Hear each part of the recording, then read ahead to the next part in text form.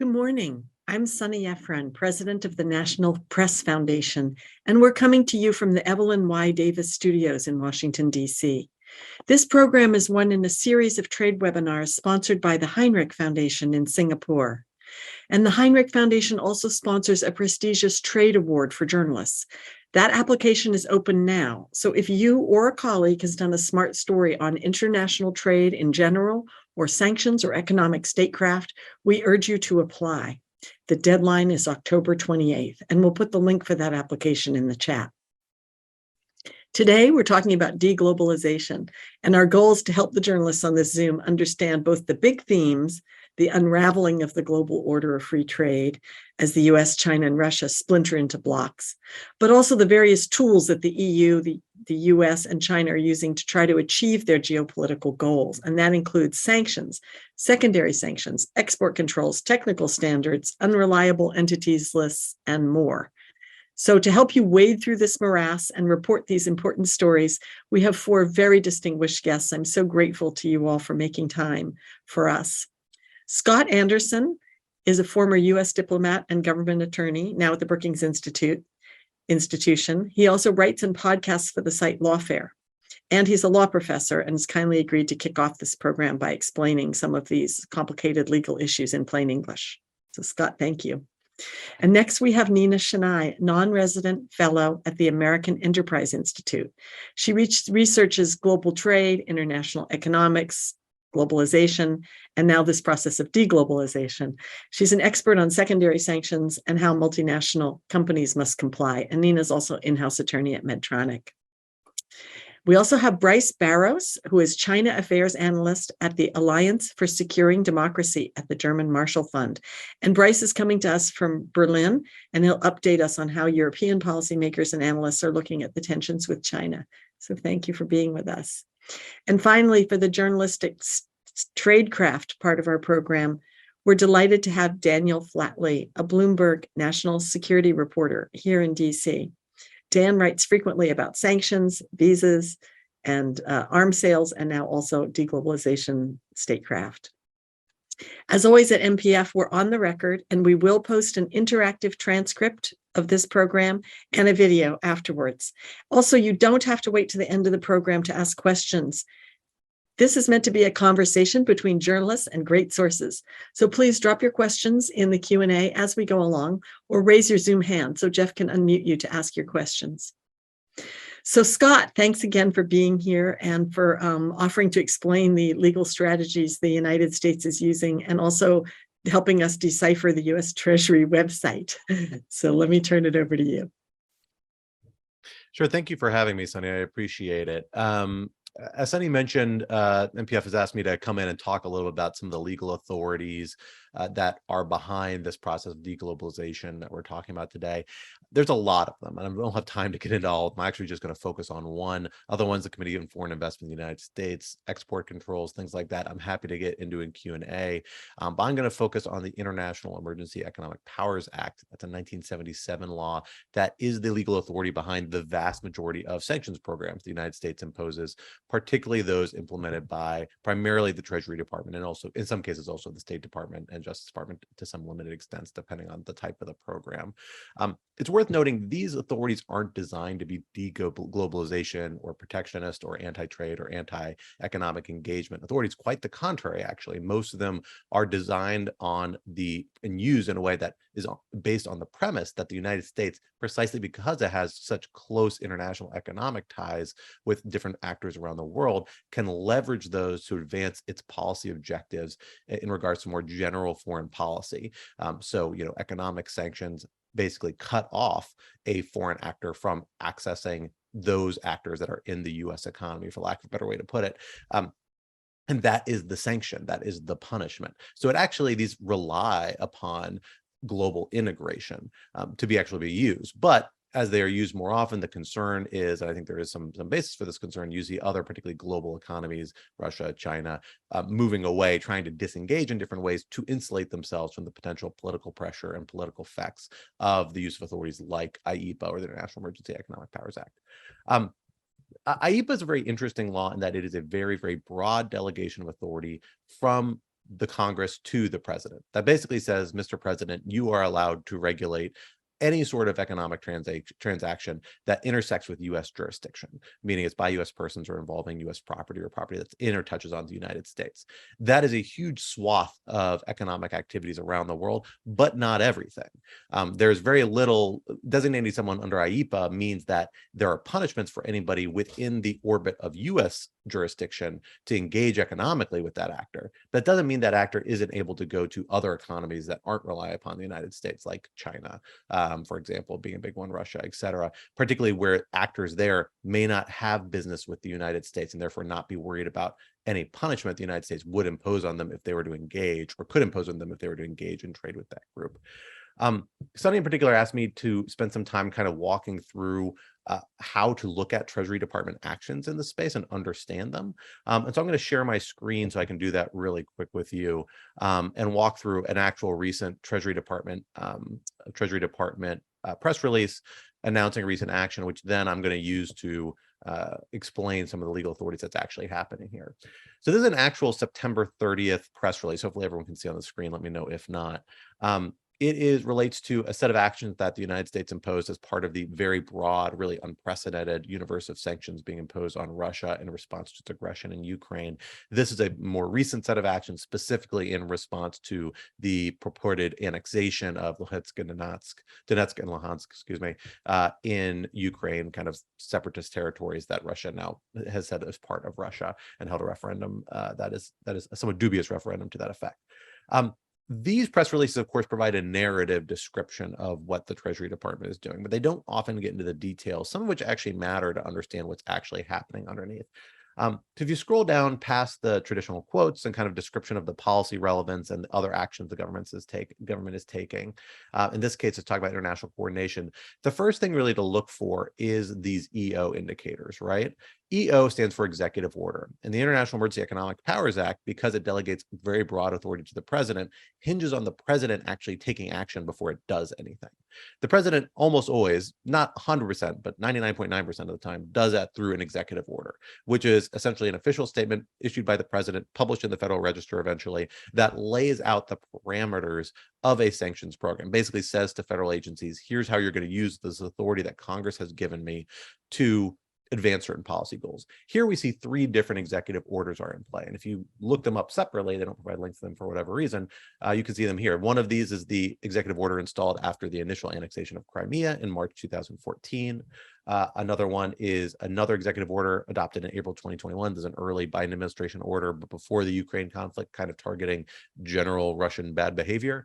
And then we have 14065. This is the executive order, one of several, but the main one adopted after the actual invasion of Ukraine.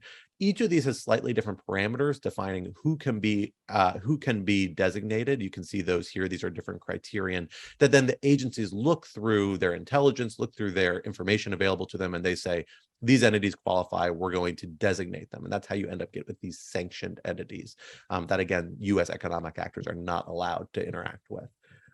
It's worth noting here, if you go to the executive order, you can see the actual statutory grounds here at the very beginning. And you can see here the International Emergency Economic Powers Act. So that's the law we're talking about. This is the main one. You almost always see these other laws as well. That's the National Emergencies Act, the INA, and Section 301. These are all interrelated with IEPA, and so they're cited in almost every IEPA-based executive order. Sometimes you will also see a law called the UN Participation Act. That is a law that allows the United States to implement UN actions. You will see that when the U.S. sanctions being implemented by an executive order reflect UN-adopted sanctions. That's not the case for any of these, because Russia would not be on board with sanctioning itself in the Security Council. Therefore, nothing has happened at the UN level. Sometimes you'll see other laws as well. For example, in the context of Iran, there are several statutes put in place that actually mandate the executive branch imposing certain types of sanctions and measures on Iran. And so you will sometimes see those sorts of statutes reflected in here as well. This gives you the idea of what the actual legal authority underlying the president's actions are. Executive orders don't have any individual authority unless they tie back to some constitutional authority the president has or statutory authority given by Congress. And here it's statutory authority. All these sanctions regimes start with Congress, in other words, meaning Congress can also limit them if they see fit. So once you get past the executive orders and the statutes, then you have an idea of what the underlying authorities are. And then you have to kind of scroll down a little bit and look to say, well, what's actually happening here? Here we see this really long description with bios of all these different entities. Each of these bolded names of individual organizations are being added to the sanctioned entities list. In this case, it's a very long list. They're sanctioning like half of the Duma in Russia, essentially. If you go to the bottom of every press order, you can see the identifying information on the individual entities sanctioned today. If you click on that, which I've already done for this tab, it gives you this much more technical, less descriptive block of information. But this is sort of useful because this is actually what's happening. The Treasury Department, when it sanctions somebody, all it does is it takes this block of information and it posts it on a website, specifically a website called the Specially Designated Nationals List. It then becomes the responsibility of U.S. economic actors to check that list and make sure they are not engaging in any economic interactions with entities on that list. So when you put one of these names on that list, that's very potent. And here you can see what each of these entities looks like. You've got a main name. Usually you have some alternative spellings or different alphabets, different ways of communicating, a lot of aliases, some identifying information, place of birth, date of birth, if it's a natural person. And then you see this little bracket information at the end that tells you which sanctions program it's being implemented under, or meaning which executive order. Here it's very clear because it's Russia EO 14024. That's executive order 14024. Most of these labels are not that descriptive. Often it's something like SDGT, which stands for Specially Designated Global Terrorist. You have to know that that refers to executive order 13224, but you wouldn't know that necessarily. You have to dig around the Treasury website to piece that together. All these entities here in this kind of description, these are the ones just being added by this press release we're looking at. So just this action, which the Treasury Department probably does something like this 4 or 5 times a week. The actual overall list you can pull up by going to treasury.gov/SDN. Here I've pulled up just a text version. And if you look at the right and see how big the cursor is, you can see how long it is. It's tens of thousands of entities and names. Most major financial institutions have automated mechanisms of checking transactions against this list. That's why it's presented in a pretty standardized format and made broadly available to people. But to understand what's happening, you actually have to dig still yet a little deeper, because being on the SDN list means you are presumptively prohibited from engaging in certain activities, but it doesn't always mean you're categorically prohibited. The Treasury Department, in alliance with other agencies, often issues licenses, which are essentially permissive grants saying certain types of activity actually are allowed to be pursued at these entities that would otherwise be prohibited. And to find that, you don't always see them linked in these press releases, which is very frustrating. The one thing you do sometimes see in press releases is reference to a FAQ, a frequently asked question, or a fact sheet, which are guidance documents the Treasury Department tends to put in relation to them. Here, the clearest link to it actually isn't in the actual press release itself. It's at the top of the designated entities list. You can say, well, they say, if you have questions, look at FAQ 1091. All right, you click at that, all of a sudden you're at FAQ 1091. And what does it say? Well, here it says U.S. sanctions are not designed to target Ukraine or Ukrainian people. It also says they do not prohibit transactions related to the sale, transport, or crude oil, petroleum fuels, oils, and products of those distillation, etc.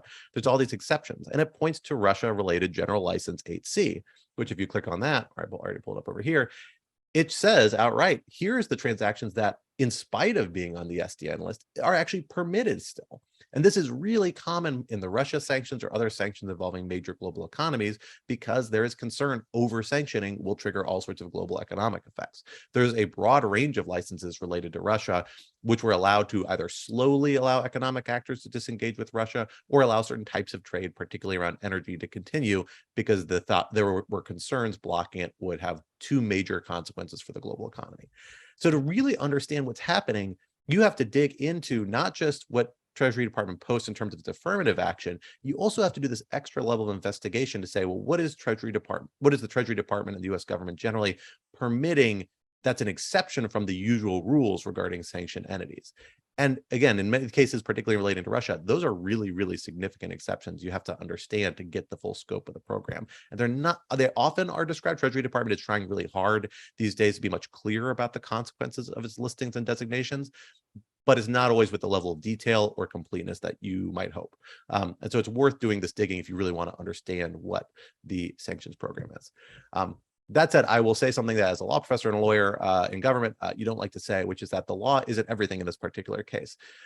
We have an issue with sanctions and a challenge in sanctions policy, which is what I call the sanctions echo effect.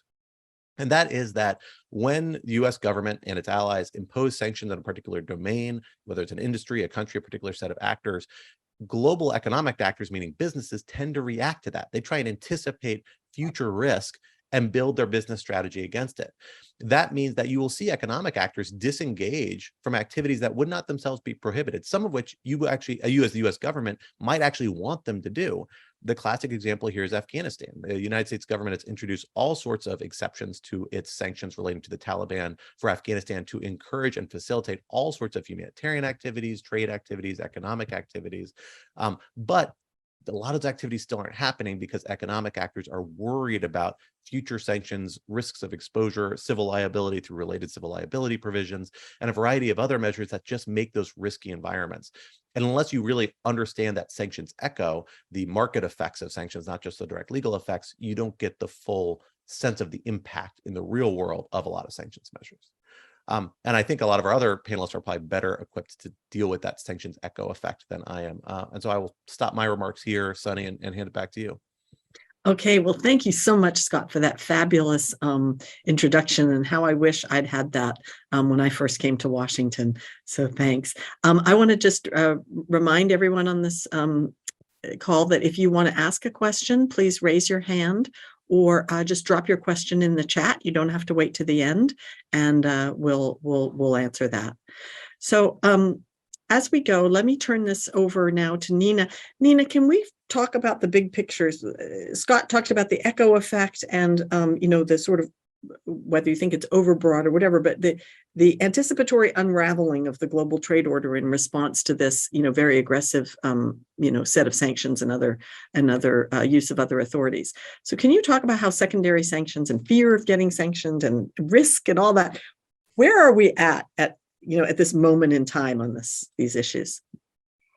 Yeah, well, thank you, Sonni, first off, for the invitation to be here. And it's great to be here with this distinguished panel talking about some really very timely issues. A quick word, as Sonni had noted in my introduction, I am here in my capacity as a non-resident fellow at the American Enterprise Institute, and the views I'm expressing today and my comments are my own and should only be attributed to me.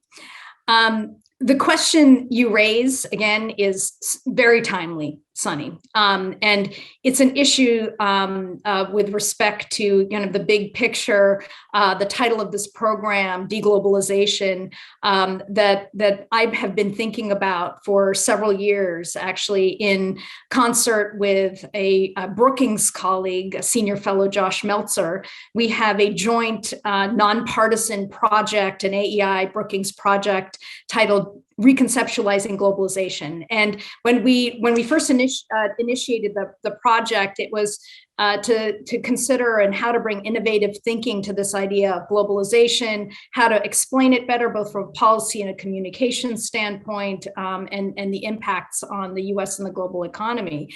And I kind of, to take a step back here, I know it's a bit cliche to say that we are living through history, but I actually think it is the case. I think, there are trends here where the implications, I think, will not be clear for years to come in the short, medium term. There's so many big picture structural changes that have been occurring in the global economy, the international economic system, the use of all of these tools. I think the Russian war on Ukraine has exposed this evolving trend that we've seen.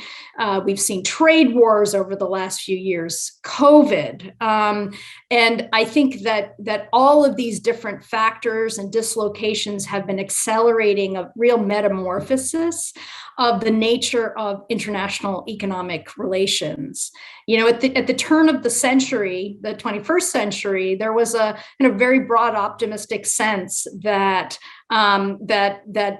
free flow of goods, trade, investment flows, this was sort of the orthodoxy of the day.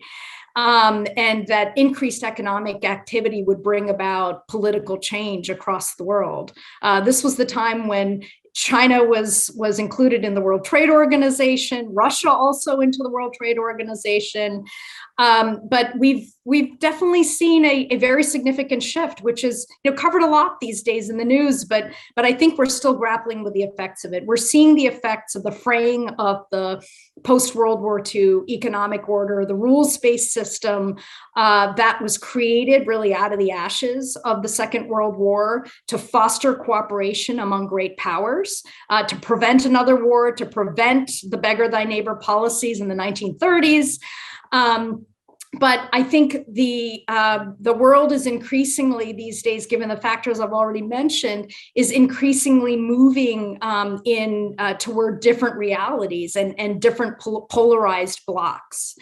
And we see areas of cooperation. It's different now, right? We see some of these coalitions of the willing, like we've, in the context of, say, Russia sanctions, or even the use of these types of novel, not that the sanctions are novel, it's just and how they're being used and the scope of which they're being used.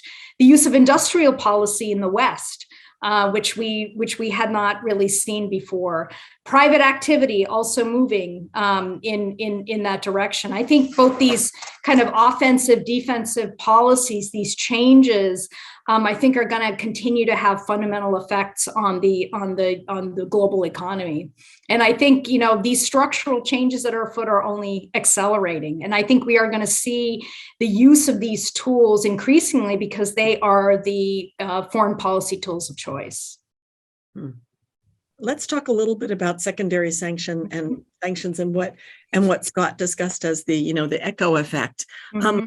Can you talk a little bit about how multinational companies comply? I mean, you're one of many lawyers in Washington who are, advising companies on how to comply with this, ever expanding. And, with all due respect, Scott, thank you for showing us all the authorities, but there's a perception that every week Treasury makes up some new law or new regulation. How does everybody keep up? And not just U.S. companies, multinational companies, but also, foreign partners and allies who don't want to get caught up in secondary sanctions. Can you talk about how that's evolving? And is there a sort of general, chilling effect that Scott was describing? Mm-hmm.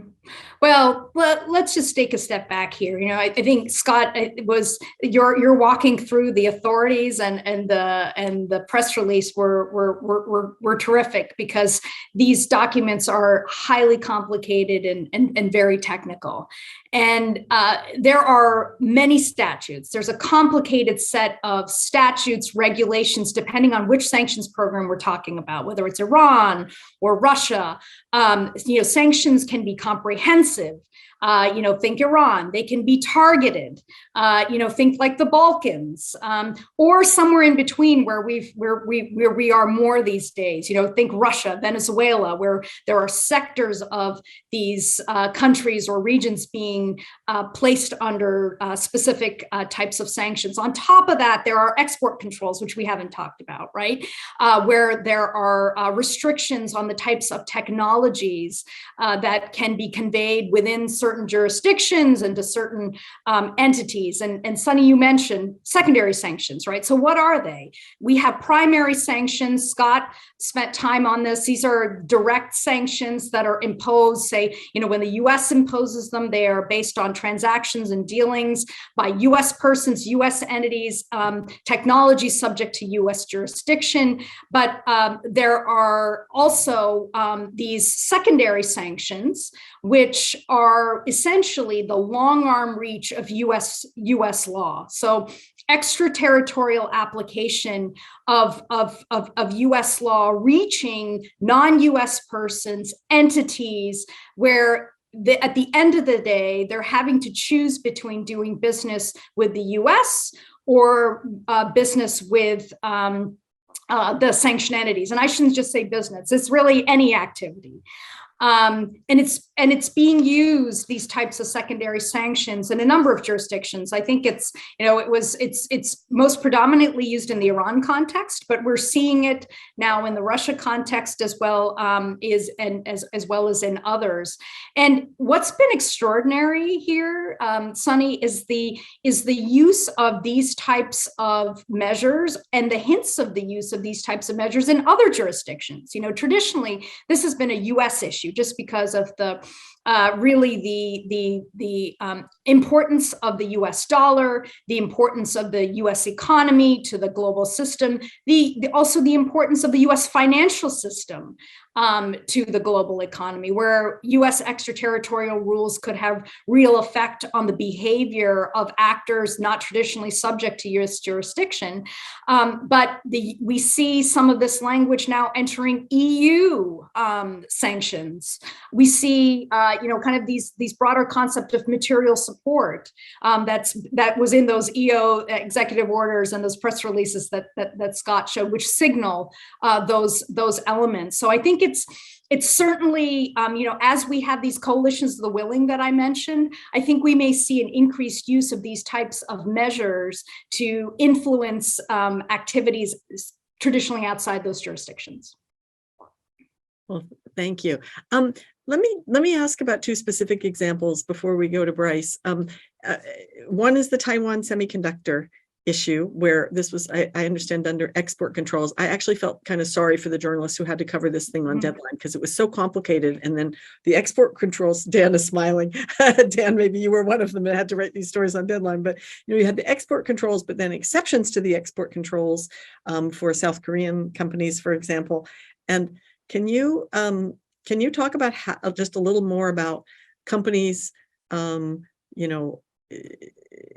to figure out, scramble sort of in real time to make sure they're not running afoul of this? I mean, are companies pulling out preemptively from, obviously not from semiconductors, but from other, I understand it's different from sectors, but from other places, because they just don't want to have to worry about this, about being whacked?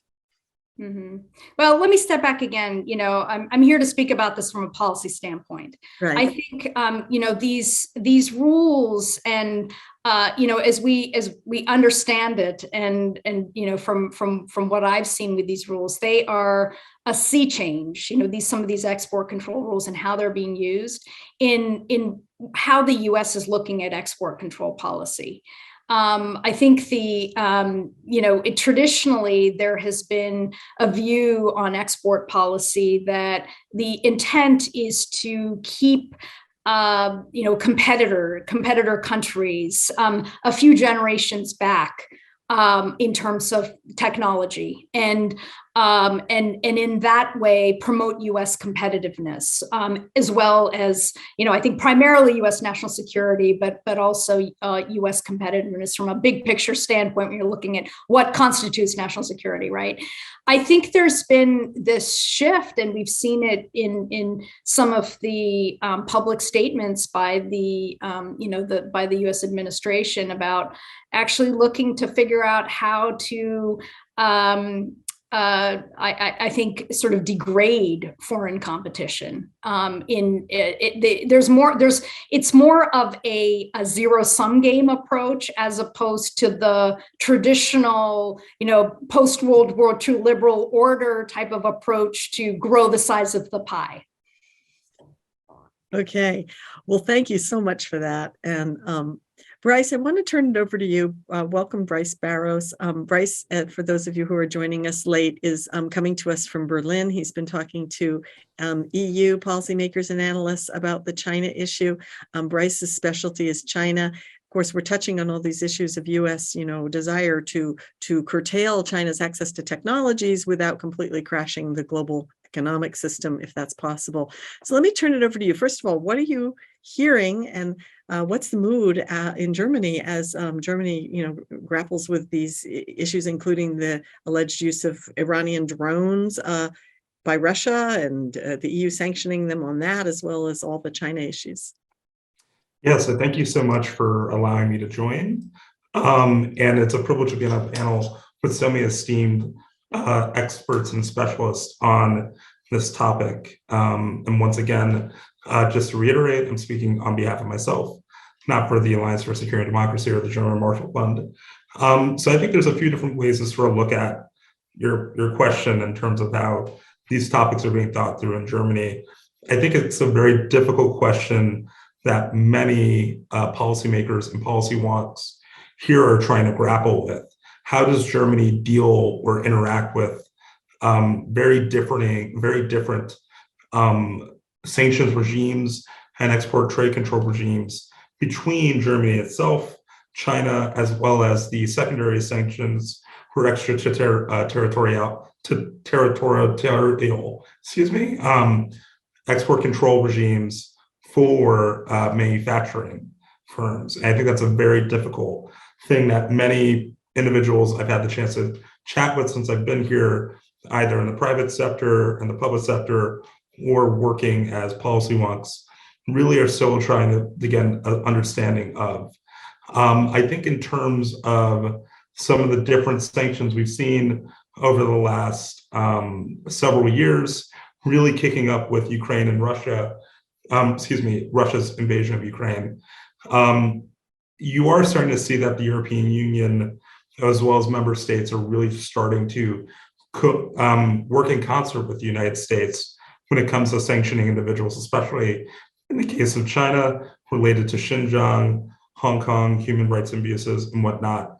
As a China specialist, I can only speak a little bit about Russia, but I will say that based off my experiences here at the German Marshall Fund, since the war kicked off, we have been consistently surprised, or my colleagues and I have been consistently surprised by the entrepreneurial actions that officials have taken in Brussels, London, Berlin, Paris, what have you, in terms of being ahead of the curve on what sort of things need to be sanctioned when it comes to the Russian economy in order to help the Ukrainians in their war effort. So I just want to focus on that for a moment.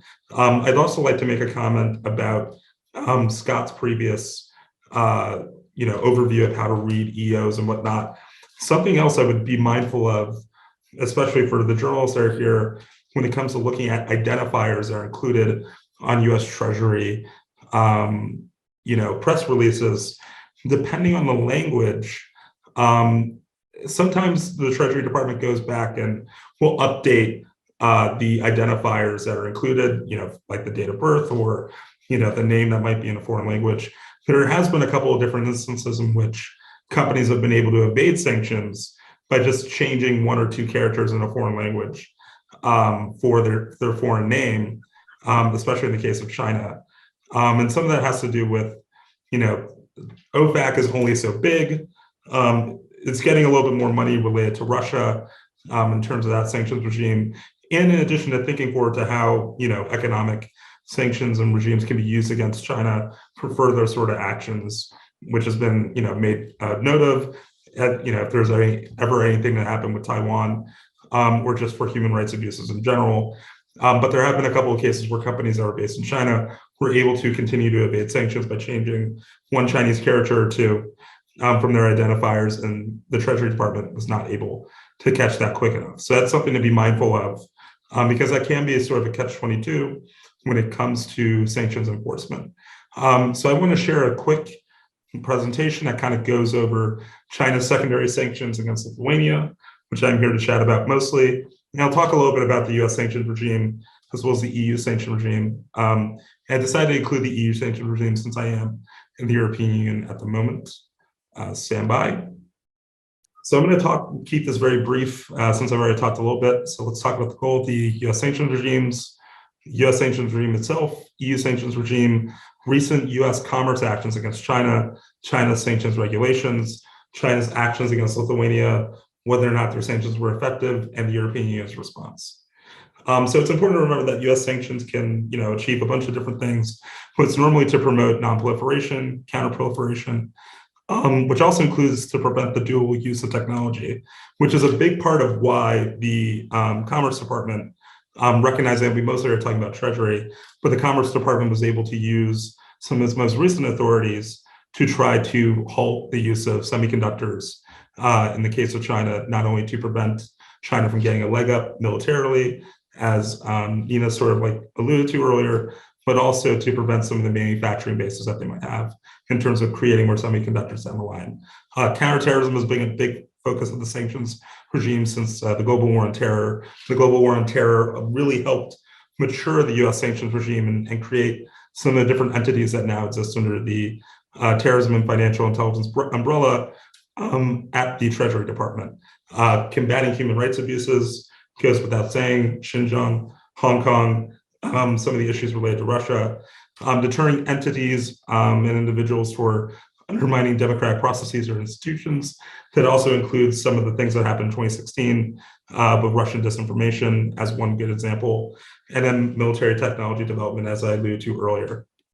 It's important to remember that this isn't a comprehensive list. Department of Defense can also block the use of some technologies like they have done in previous National Defense Authorization Acts, most notably as it relates to Chinese technology companies, kind of as a precursor before other treasuries.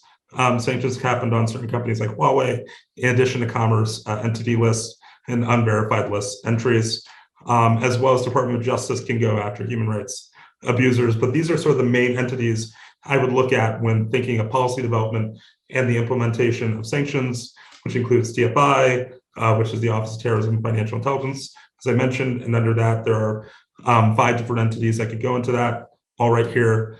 US State Department also has its own capability in terms of sanctions.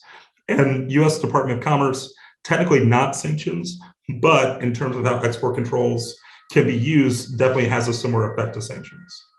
So I want to go ahead and just talk a little bit about some of the recent actions that happened a few weeks ago related to the blocking of 31 entities that were included on the unverified list for the US Commerce Department's Bureau of Industry and Security. As I mentioned a little bit earlier, the purpose of that is to stymie China's ability to build semiconductors or use semiconductors to enhance their military sort of industrial base, in addition to sort of building up an independent industrial base without the input from foreign countries or foreign territories or what have you. And that's especially relevant when it comes to, big, private sector firms like, Taiwan Semiconductor Manufacturing Company, TSMC, which I'm sure many of you have heard a lot about related to the CHIPS Act, Samsung, another company is based in a US treaty ally, Republic of Korea, et cetera. It also puts restrictions on the ability of US persons to support some of this development. I also want to take a little bit of time to explain what does the EU sanctions regime look like, and also really focus on that these are usually only applicable within EU member states only, but they can include things like arms embargoes, restrictions on being able to enter the Schengen area or an EU member state, asset freezes, and restrictions on exports and imports. And it's important to remember that the EU has also gone through its own sort of renaissance as it relates to sanctions, mostly due to Russia and Ukraine, but a little bit before that, as I mentioned, related to China's human rights abuses. Now let's get into a little bit of the nitty-gritty of China's sanctions regulations. I think it's important to remember that China's sanctions regulations really aren't that clear, even though there are 3 existing authorities. So you have the provisions of the unreliable entity list. You also have the rules on counteracting extraterritorial application of foreign legislation and other measures. You have the anti-sanctions laws. And as of right now, these have only really been used in a reactive way. So for example, a US politician, talks about the importance of wanting to support,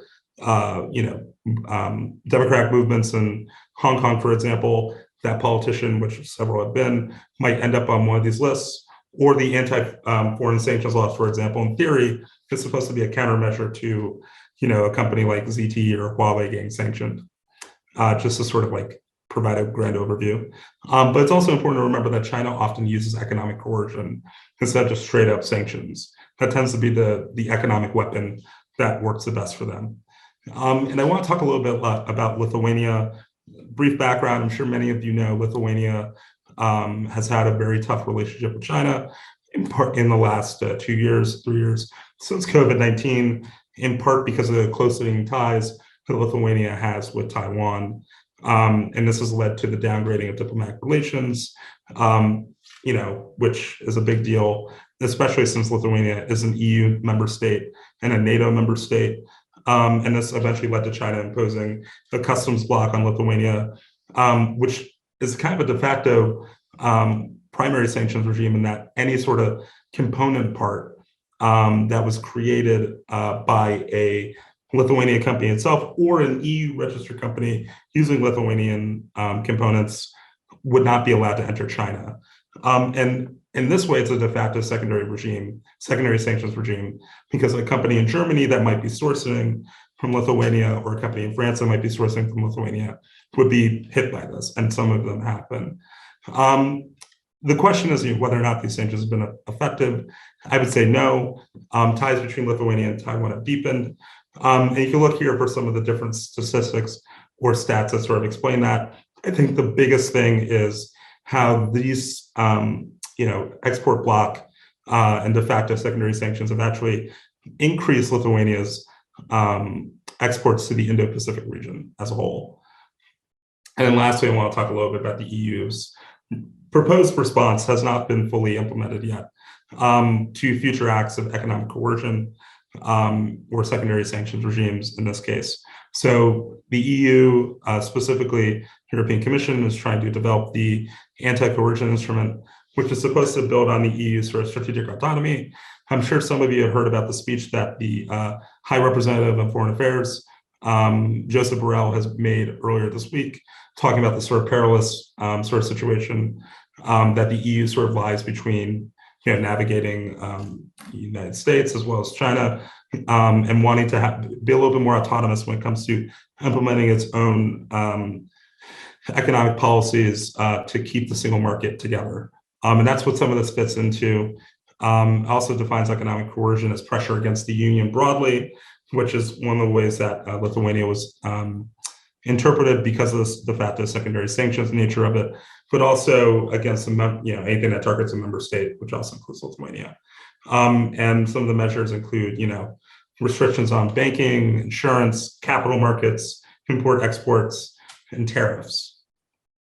And that's all I've got for that. If you need to reach out to me, please feel free. My contact info is here. Thank you. Well, Bryce, thank you for that fabulous presentation and the details and the look at what's going on in the U.S. and then how the sanctions regime in China is frankly not working. I want to open this up to questions. Please feel free to raise your Zoom hand or to drop questions in the chat. Bryce, let me ask you a big picture question. People are saying in general that sanctions against Russia obviously are not working yet, that they will work eventually because Russia's economy will be punished sufficiently eventually. But here you've got a sort of more minor question here with the Lithuania example, where you're saying China really threw everything they had at Lithuania and they failed. So do you think the Biden administration's, and with the EU and its other partners, that this massive attempt to essentially cut Russia off from the global economy, do you think this is going to work? Is it going to change Russia behavior? And is the price going to be that the unraveling of the global trade order that Neena articulated so well? So I can't speak exactly on the specific effects to Russia and just in terms of Russia as a whole coming at this from a China angle, but coming at this from a China angle, I do think it's actually made many Chinese companies think twice. Because China, being so ingratiated to globalization, since deglobalization is the topic of this panel, many of the larger financial institutions in China are very afraid of getting on the wrong side of the U.S. secondary sanctions regime. That would include, the big banks, big four, if I had to make an educated guess, many of which have a large presence in the United States, in Europe, in the United Kingdom, to include some of the more legacy colonial banks that exist in Hong Kong, like HSBC or Standard Chartered, et cetera, which are also caught between, printing money for both the United Kingdom government and the Hong Kong Special Administrative Region government, legacy of British colonialism. So I think from that perspective, what you're going to get, at least in terms of China-Russia financial exposure, would have to do with smaller entities that don't deal with the West or with developed democracies or developed economies like Japan or like South Korea. So small and medium enterprises are seeing an opportunity to do business from China into Russia, in part because of the sanctions and because they don't normally do their transactions in dollars, which is a little bit hard to keep. In addition, I think you might see some of the financial institutions that aren't doing so well in China look into, buying up more things in Russia as the time goes by, because it's sort of a deal for them at the moment. And if those institutions aren't doing that well anyways, and don't have exposure to that much US trade, if at all, US dollar trade, then the risk of them trying to go buy up maybe the equivalent in a sister company or entity in Russia isn't that large of a risk for them. So that's the best way I would look at it. I do think that the sanctions regime that's been put on Russia in general is significant in the sense that you have the world's top 4 currencies being used. So dollar, euro, yen, pound, that's a big deal. And that accounts for a good amount of global trade, and has the potential to block off the Russians from implementing many things. I also think it's important to remember that certain other parts of the global financial system and hubs, like Singapore, have bought into the sanctions. Switzerland and Taiwan has bought into the sanctions as well, which is a huge thing given their importance related to semiconductors. And I would argue that there's a direct correlation between Taiwan blocking some of their semiconductors, and as well as South Korea and other places, to Russia being desperate enough to use North Korean and Iranian munitions to fight. So I do think they're having an effect. But sanctions don't necessarily have an immediate sort of like blowback as people normally would intend them to. Okay. Scott, I want to come back to you in a minute for your views on some of those things, but let me turn first to Dan. Dan, thank you so much for joining us. You're on the front lines of trying to cover this incredibly complicated story in China, the US, and the EU. So first of all, what can you share your coverage strategy? Where are you looking for stories, and where do you see the story going? Sure. Yeah. Well, first of all, I'd just like to say thanks for having me. It's a great panel. As a journalist, sometimes it's tempting to think that you're an expert on these issues because you cover them so much. But this panel here is composed of the real experts, and I think anyone who's covering this area would be well served to reach out to any of them. And Scott's presentation at the beginning was very helpful. And like you said, I wish that I had something like that when I was first taking on this beat.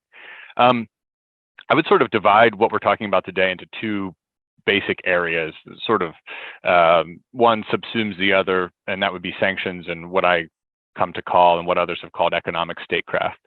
So I'll talk mainly about sanctions because what I'll talk about in terms of coverage and sourcing and things like that could be applied to both. But since we're sort of focusing a lot on sanctions today and we looked at the Treasury list earlier, I think that would probably be most useful to those who are tuning in.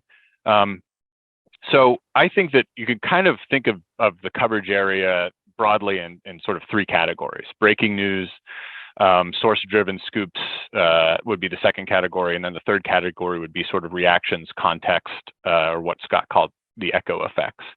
So breaking news, a lot of times when Treasury or OFAC, the Office of Foreign Assets Control, is going to take some sort of action or announce some sort of action, they will give the reporters covering that issue very short lead time in terms of getting the information and reporting it out. Sometimes it's a half an hour, sometimes it's 15 minutes, sometimes it's even shorter than that.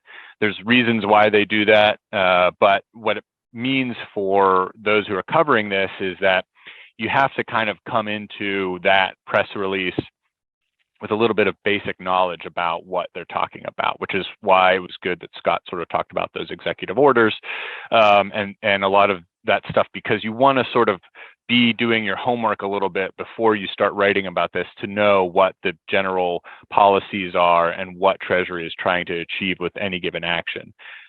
You may get something on any given day that is focused on Iran or Venezuela or especially Russia, Ukraine in the recent days.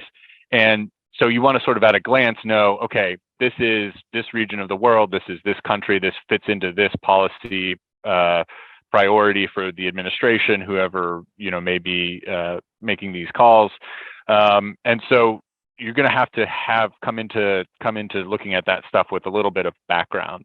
So I would advise folks who are interested in this area, who may be finding themselves covering this, to do a little bit of reading and have coffee, call sources, people who are on this panel, people who are there's sort of a large community of folks who are former OFAC Treasury people in the DC area or even in New York or other places, talk to them before you even try to start getting into reading some of these releases and writing about them, because that's going to help you sort of put everything into context. And then source-driven scoops would be the second area. That's a little bit harder. I mean, part of what makes this beat challenging is the fact that you do have to talk to people who are somewhat disinclined to talk to you. This isn't the CIA. It's not. It's not the Pentagon necessarily, but it's close to that. Particularly when it comes to OFAC and CFIUS, the Committee on Foreign Investment in the U.S. There's when it comes to CFIUS, there's many millions, if not billions, of dollars at stake in some of these deals, and they kind of hinge on whether the committee approves them. And so there's laws that prohibit people from talking to you, and there's also a strong disincentive for them to talk to you. So there's a couple of different ways to go about that. The two that I would just highlight at the moment are, one, again, talking to former folks, people who've left Treasury and are now working in the private sector, who still in a lot of cases talk to their colleagues. And that's where you can kind of get a sense of generally where things are going. And those people are pretty happy to talk. I think that there's a lot of interest in this area right now, and folks want to talk. Folks are sort of proud of what they've done when they were in government and want to kind of highlight that. So that's a good resource. And then on the CFIUS side, as a business reporter, it's helpful to talk to the companies themselves because they're represented by lawyers. The lawyers are prohibited by attorney-client relationships from talking to you. They're bound by the rules of the CFIUS agreement, and that extends to the companies to a certain extent. But the companies themselves, as clients, are a little bit freer to talk to you. So that's another avenue of approach. And then the final thing that I would just say, the third category, is sort of this reaction or context. Those are not stories that you're going to be able to do every day when you're trying to break news, but every once in a while you may have an opportunity to step back and kind of look at the cumulative effect of some of these measures and the reaction by other folks. And I think Neena had mentioned, and other panelists have mentioned, sort of the overcompliance issue. This is something that Treasury and the U.S. administration, the Biden administration, I think, is keeping a close eye on, because you don't want to prohibit, in many cases, all economic activity, especially when you're talking about Russia, which is integrated to a fair extent in the world economy, especially where it comes with energy, but particularly with China, which is sort of a codependent relationship with the U.S. So there's a lot of territory to mine in terms of how the sanctions are being used, where they're falling short, where they're going too far, how businesses are reacting to them, whether they're achieving what they set out to achieve, and all sorts of things like that. So there's a lot to do on that front, but you kind of have to pick your shots with that, because there's going to be a lot of trying to break news or reacting to breaking news or things like that. But every 2 to 3 weeks, I think, or maybe longer, depending on what's going on, it's good to kind of take a step back and see what the cumulative effect of all of these moves has been. Thanks so much, Dan. That's super helpful. I'm sure we'll have more questions from journalists for you about the nuts and bolts, but I want to pause this and turn to a question from Derek in Harare, Zimbabwe. Derek's asking about the links from studies between sanctions and poverty and corruption, and also what are some of the main responses, feedbacks from companies who fail to invest in some nations due to sanctions imposed by the US? I guess, again, back to Scott's point about the unintentional echo effect. Anyone want to take that one? Do we have any data about, deterring these sanctions deterring investment in places where we want them to invest? Scott, you mentioned Afghanistan. Sure. I mean, I can talk a little about the Afghanistan case. I think in that case in particular, and it applies in other contexts as well, it is, again, a question of anticipating sanctions policy. And how sanctions fit into a broader risk environment. In the context of Afghanistan, it's the context I'm most familiar with. We have a case where you have the Taliban playing a kind of de facto government role over the state, pervasive control over various aspects of official state and unofficial actors as well. And that means that it's very hard to engage in economic activities there without engaging them. And Taliban has been under comprehensive sanctions by both the United Nations, the United States, and frankly, many, many other countries around the world, anybody who's complying with UN Security Council resolutions for 2 decades longer now at this point. And so there's just a very built-in mentality about the risk that comes with doing economic activities that are exposed to interaction with those actors. Again, the United States permits a lot of that. It is expressly permitted by general licenses that they have expanded and tried really, really hard, to the Treasury Department's immense credit, frankly, in the last year, where Afghanistan has been wrestling with an unprecedented economic crisis. They've tried really hard through guidance to explain, no, you can still engage in trade. There is no risk under these licenses to engage in a variety of economic activities. As long as you're not directly selling or buying things to the Taliban, you're okay. It's hard to persuade companies of that, though, and you get that. And whatever assurances you might provide them is still happening against the background of a broader risk environment, which is that even if there weren't sanctions there, the Taliban's not a super reliable set of actors or governing authorities. You are not clear what the consumer base is when the whole economy is failing. You're not going to have a huge export market or import. You're not going to have a huge domestic market that people will want to sell to. So sanctions, in my mind, just are one of multiple factors contributing to the economic crisis there. Maybe not even the biggest one necessarily, but they layer onto this effect because the people are anticipating the fact that you may see more sanctions coming against the Taliban down the road, or some of these exceptions may not be interpreted as broadly as the kind of generally worded guidance provided by the Treasury Department implies. And therefore, there is just an added legal risk there on top of the market risks. And that is, again, an example of this echo effect that's hard for the US government to fully control, or other sanction administrating agencies to fully control, because it hinges on perceptions of their future intent, their future action, the action of other actors. And that's a hard thing to shape in a given instance. It's really something you have to build up over a long period of time. Neena, are you concerned about the potential for global sanctions to shrink the global economy in general, and therefore hurt the developing world? And do we see any evidence of that actually happening as far as you've seen?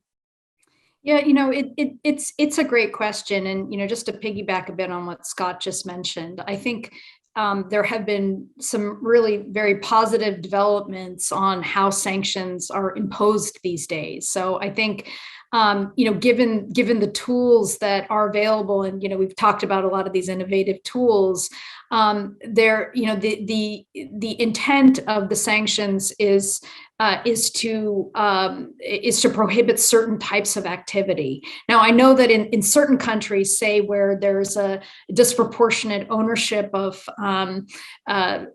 even private enterprise by the government, it's very challenging. Think places like Myanmar or even Iran, for that matter, right? So, but there are stated policy objectives to allow, as Scott mentioned, certain types of trade to occur.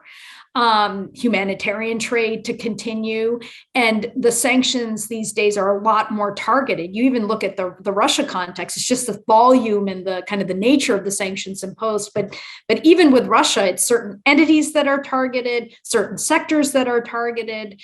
But they do have that broader, halo effect. And I think that's really where the question's getting at, even with our colleague, in the chat, that it's a question of how to tailor sanctions in I think the most thoughtful way to achieve the intended goals, and also to limit what the unintended consequences are of those goals. And I think, the way that I think policymakers can think about this is to state potentially even more clearly, what they do not want to have covered.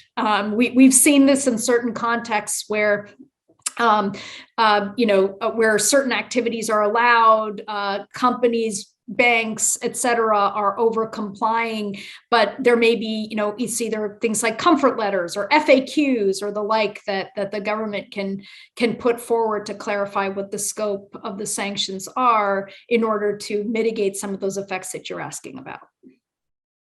So, Dan, let me turn to you and ask about the real world implications of this. Just as an example, the ExxonMobil story in Russia. So, U.S. government, as when Scott, when you shared the press release at the very top, you showed the very carefully carved out exemptions for energy, which of course are very important to the EU. But then we have basically ExxonMobil being kicked out of Russia, and they claim their assets, their investment has been seized and they can't sell it to anyone else. And can you talk about whether you think this is working? Is it too soon to tell? How do you see that story unfolding? Well, I think generally speaking, sanctions do work. I mean, there are critics who say that sanctions don't work in any context. I think that that's not exactly right. I think that they work in varying degrees and to varying purposes depending on how they're implemented and structured.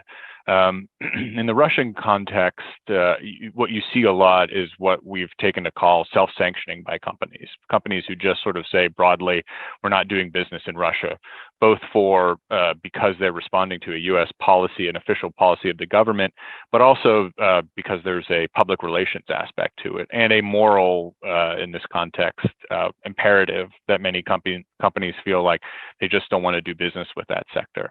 I think something that we see a lot in our coverage, particularly because we cover a lot of businesses and financial companies, is generally speaking, you want to keep things as simple as possible for your business purposes. So there's a risk to doing business with a country or an entity that could fall under sanctions.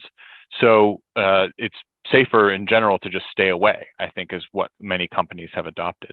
What's happened recently, and particularly in the Russia context, is, as others have pointed out, the Biden administration has tried to encourage certain types of activity, but companies are still a little bit reluctant.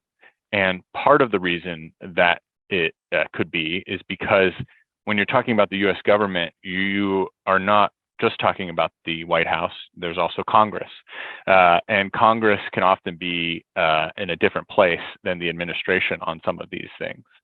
And there is political risk to landing crosswise with Congress, even if you're following everything that the Treasury is trying to get you to do.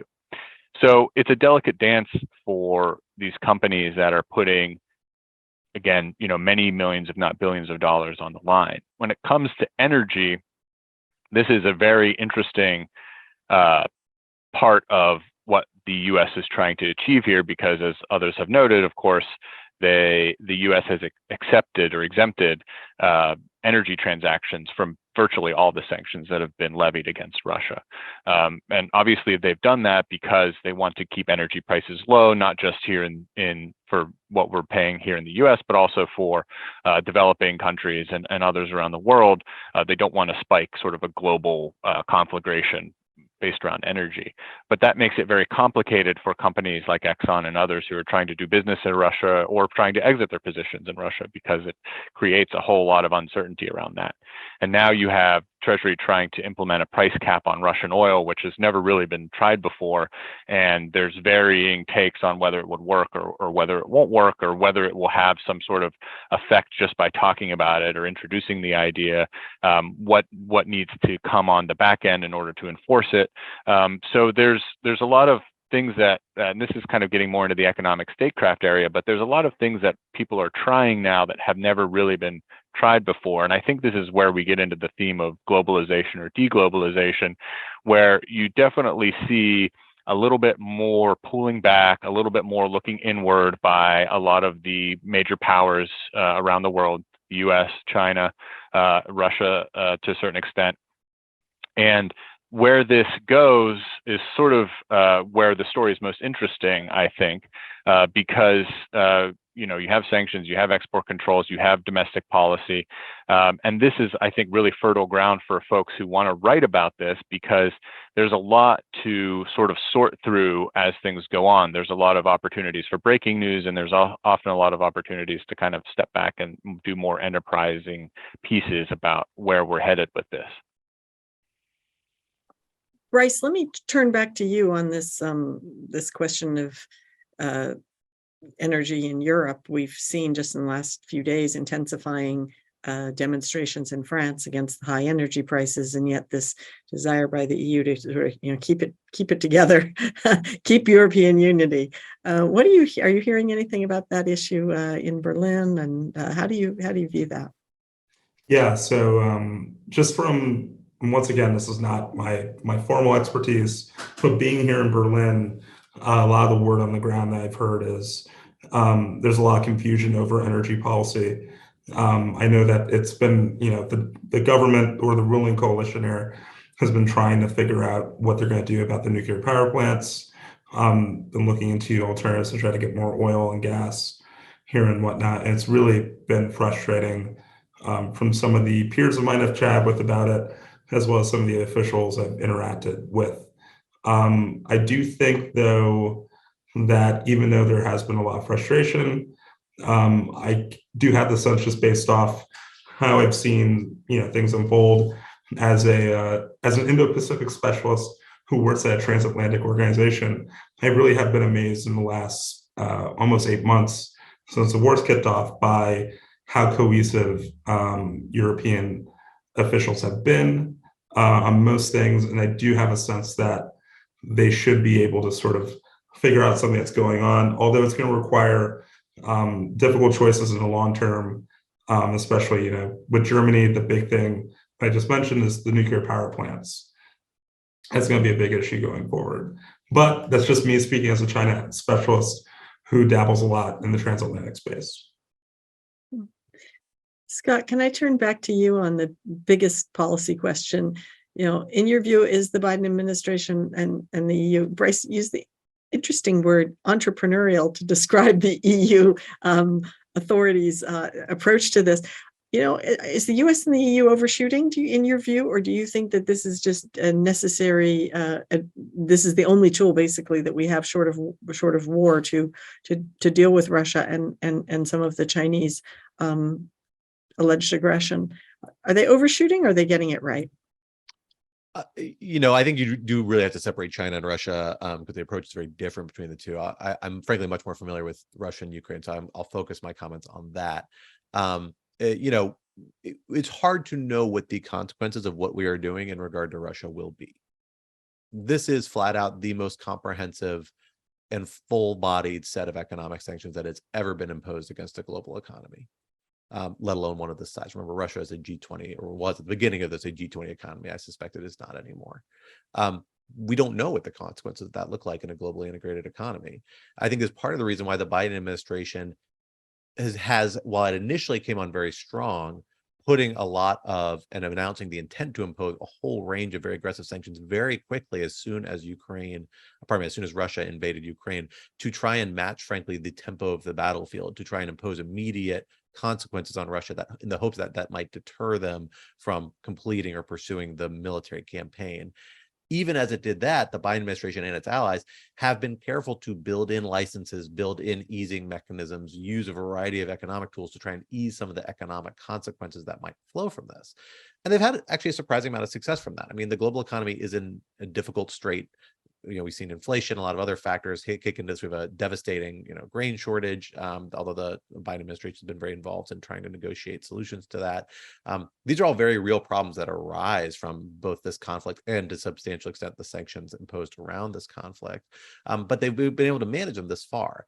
But I don't think that we know 100%, you know, that those are going to be the only consequences moving forward. We have to stay dynamic in monitoring this. And again, I think the Biden administration actually deserves a lot of credit for this. In my mind, the biggest concern in this particular space is overreach. The full consequences take time to cook.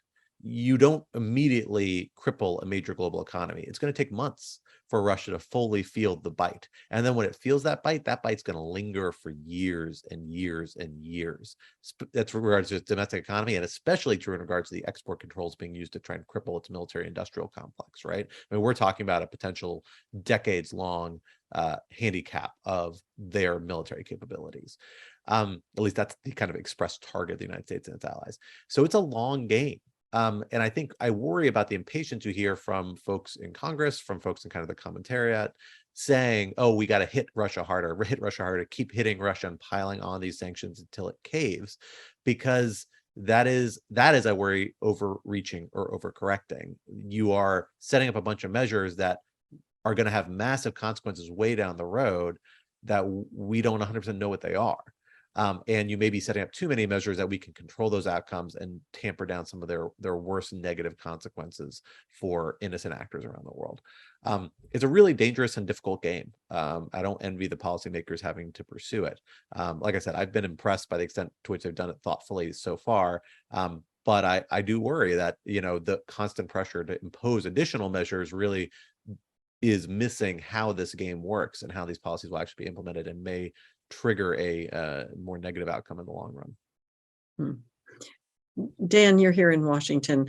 How are you seeing the if you're on the Hill, the mood of the Hill? Is the pressure from Congress to kind of do something fast? Make this Ukraine war stop. Is that a risk factor in and of itself? And do you think there's awareness in Congress of the danger that Scott just flagged of overreach? I think that politics will enter into this in many facets in the coming months.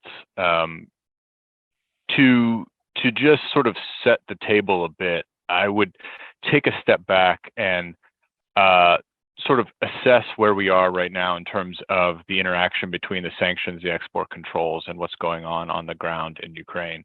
And one of the things that's been impressed upon me and that I've noticed just recently, I would say over the last 6 months or so, is the interaction between what's happening on the battlefield and what's happening with the economic statecraft toolkit.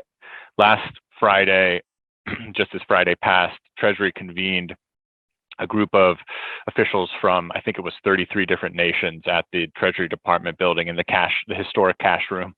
And basically they talked a lot about export controls and the interaction between sanctions and export controls. And I think you've seen a gradual dialing down of the rhetoric, as Scott pointed out, from the mother of all sanctions, which Senator Bob Menendez, the chairman of the Foreign Relations Committee, talked about earlier this year, to very calibrated, very thoughtful measures that basically are supposed to, in some ways, interact with each other. So you're trying to limit Russia's ability to procure advanced semiconductors and things of that nature. And you're also using sanctions to enforce those measures. You just had yesterday an announcement by the Department of Justice about the arrest and indictment of several people involved with the scheme to sell Venezuelan oil on the black market in order to buy chips to send to Russia to be used in Ukraine. So there's a network of these things that are happening. And one of the things that's been sort of juxtaposed over the last several months is the fact that initially things were going poorly on the battlefield, in the sense that Russia moved in very quickly. Obviously, the Ukrainians, to their great credit, were able to stymie what the initial plan appeared to be, which was to take Kyiv and basically decapitate the government there. They were able to hold the Russians at bay.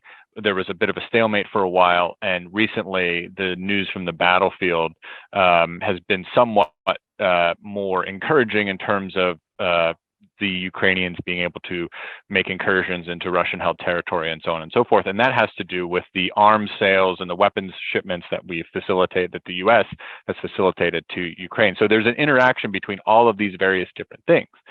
So when you ask, what Congress is going to do or how the politics are going to shift, it's a difficult question to answer because there's a lot of things that come into play there, not the least of which is how much money are we going to continue appropriating and sending to Ukraine. That could change depending on what happens in the midterm elections. There could be a whole varying set of policies that could shift. So it's difficult to say. What your question was initially was, is there pressure from Congress?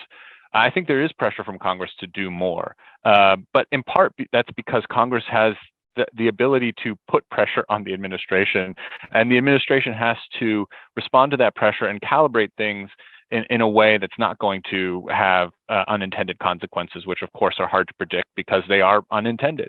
So there's a lot of pressure from Congress. Congress has moved the administration on things like importing Russian energy, which, you know, the U.S. didn't import much energy from Russia, but Congress pushed the administration to halt that earlier this year. There's been pressure on some of the financial measures from Congress. So they do exert a certain amount of pressure. At this point, it's kind of a question about honestly what happens in the midterms and where things go from there. Bryce, I'm mindful that you need to sign off soon. Last question for you.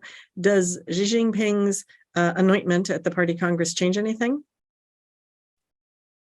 I think it could. I think the thing to watch for is who's going to be on the Politburo Standing Committee come Saturday.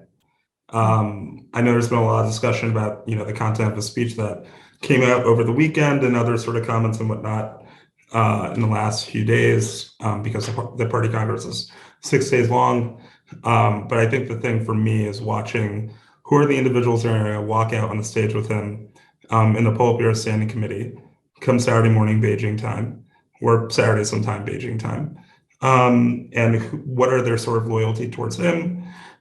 Is he surrounding himself with yes men, because they're always men in authoritarian regimes for the most part, unfortunately, in this case. And there's actually been, there's less women, you know, that are going to be in the party upper ranks now, unfortunately. So I think that's the key to keeping an eye out for. And I think that will sort of give a sense for how muscular China's policies going forward towards Taiwan, towards Hong Kong, and even its countermeasures for sanctions will be giving that the use of unified sanctions against Russia has really been a very big concern for China in case, you know, China were to do something and the United States, in conjunction with other developed democracies, decides to go ahead and, you know, severely sanction Chinese government or Chinese entities, as several administration officials have alluded to in the past few months. So I think that's the thing to watch for, is see who's Xi surrounding himself with in the Politburo Standing Committee. Thank you so much. So I want to turn back to the energy issue and the big deglobalization theme. Another piece of this puzzle that we haven't talked about yet is Saudi Arabia and OPEC, and OPEC Plus, I guess. So, Scott, do you see, you know, this relationship obviously has been fraught for a long time, but now you see an unprecedented alliance, right, of the Saudis and the Russians on the price front. How do you think this is going to play out, or what do you see the administration doing other than expressing severe displeasure to Russia and Saudi Arabia for keeping these oil prices up? Up by curtailing production, sorry. Yeah, you know, it's a fair question. I don't know if I would say it's an unprecedented sort of relationship or action. I mean, this is what OPEC does. It's what OPEC has done throughout its existence to some extent, right? So it's not that unusual. The moment, the timing, in the context of Ukraine, and particularly coming after the kind of mea culpa visit of former President Biden to Saudi Arabia over the summer, that was highly controversial. Was seen as a little bit of a rapprochement that was very controversial, particularly among President Biden's, you know, supporters, following the Khashoggi killing and the long line of human rights problems that Saudi Arabia generally, and MBS in particular, has been involved in recent years. You know, it's politically problematic. I don't think you're going to see much of a fundamental change in the U.S.-Saudi relationship, if I'm being completely honest. You've already seen a substantial kind of slide in that relationship. We have to remember the days of the 2000s when you would see George W. Bush and the Saudi king holding hands and very warmly greeting each other, both because of a familial relationship that dates back to the first Gulf War with President Bush's father, and the close ties to the countries at the time. That relationship hasn't been like that for a long time, even during the proximity of the Trump years, where you saw Jared Kushner and people in Trump's orbit very close to the Saudi regime. The broader U.S. political scene was cooling on it, both Republicans and Democrats, frankly, largely in substantial part over the Yemen conflict, but there's always been a variety of points of tension with Saudi Arabia. And so I think you're going to see that cooling relationship is going to have some consequences, but there's really pretty foundational security coordination, cooperation. It's a two-way street that I don't think is going to go away anywhere anytime soon. And Saudi Arabia is not being as vocally obstructive as they could be on a variety of other U.S. policy fronts, including the JCPOA follow-on or continuation of some sort. I think we'll see a lot of, I think there's going to be a lot more noise than actual action around this particular one. That said, we have a couple of built-in indicators. One of them might be there's still a pending filing next month, middle of next month, in the civil suit against MBS relating to the Khashoggi killing that would require a U.S. position on whether or not he's entitled to head of state immunity. There is a stronger case now than there was before because he was recently appointed the prime minister of Saudi Arabia, but there's a lot of questions about how meaningful that is, and it might just be a bit of a shell game. In fact, it almost certainly is a bit of a shell game, but it might be a very transparent shell game. And it's possible the Biden administration will kind of kick the bucket to the courts or decline to weigh in their favor there. And that would be a sign that they're willing to perhaps do things that are have more long-term consequences for the relationship. But I would be surprised. Neena, let me turn back to you, back to your big point that there's this tectonic shift going on, and we really don't know where it's going. Do you agree with Scott that sort of fundamental change in the U.S.-Saudi relationship is unlikely, or do you see this new rise of a sort of Russia-Saudi alliance at OPEC as sort of more evidence of splintering and deglobalization? Well, I'd say I'm not an expert in U.S.-Saudi relations, so I'm not sure I have much to add to what Scott mentioned. I would just probably take it back to kind of the bigger picture comments that I've made, and that I think is I think maybe the sort of undercovered issue here when we're thinking about really the whole package of issues that we're talking about today. In that, what are the implications of all of these shifts, right? From whether it's U.S.-Saudi relations, Saudi-Russia relations, there is a very significant sort of reordering of the world that is happening in a way that we haven't seen in the post-World War period. And economic activity continues, multinationals, other types of global enterprises operate on the basis of those post-World War rules. So what are the implications of all of sort of these clashing and confluence of events that are occurring? I think that is one of the most interesting questions that I've been grappling with. I don't think there are any easy answers, but one that I think we're going to have to grapple with, as a globe. Dan, do you have any thoughts about the, of course, unanswerable question, but do you have any thoughts about OPEC Plus and how that story is going to play out, and more to the point, how journalists can kind of get a leg onto this morass of a story? Yeah, I think that there's a couple of points that I would make here. One of them is that in this world of sort of more intense competition between countries and a struggle for dominance, I guess is the only way to put it, basically, for the world economy, that the other party gets a vote. The U.S. is still, in many respects, the leading economy in the world. The dollar is still the global reserve currency. There are many advantages that the U.S. brings with it to this competition on the economic front. However, There are things that the U.S. does not have. The U.S. is, particularly U.S. businesses are interested in doing business in China because of the large population there, the prospects for growth. There are many things that that both China and Saudi Arabia in this instance, or other countries, can do in reaction to U.S. policies, and sometimes they do them for their own domestic purposes, and sometimes they do that because of a reaction to what the U.S. has done. And I would note that, similar to what Saudi Arabia did in terms of its pushing on OPEC Plus to cut production, in China recently, they've convened their chip manufacturers to talk about the export controls and the measures that the U.S. has taken. So one of the things that I would just say in a piece that I did recently on economic statecraft writ large is talking to experts, talking to people who have studied this, people who have studied history, and people who have looked at previous examples of this type of competition and what can happen. One of the sources that I spoke to for that story was looking at the historical example of Japan and the U.S. prior to World War II. Now, very different context, and it's a complicated situation. You can't isolate one factor, but in attempting to constrain Chinese growth, which the U.S. is very clearly trying to do at this point, do we then risk sparking some sort of reaction that from the Chinese government that we have not anticipated and don't quite know how to handle or react to? I'm sure that there are people who, in fact, I know that there are people in the government who are working on that issue, but it's something that, in terms of like thinking about stories that reporters can take a look at, is not just what the U.S. is doing, but what the U.S. may do in reaction to what other countries are doing, or in this case, what other countries are doing in reaction to what the U.S. is doing. So that's very fertile ground, I would say.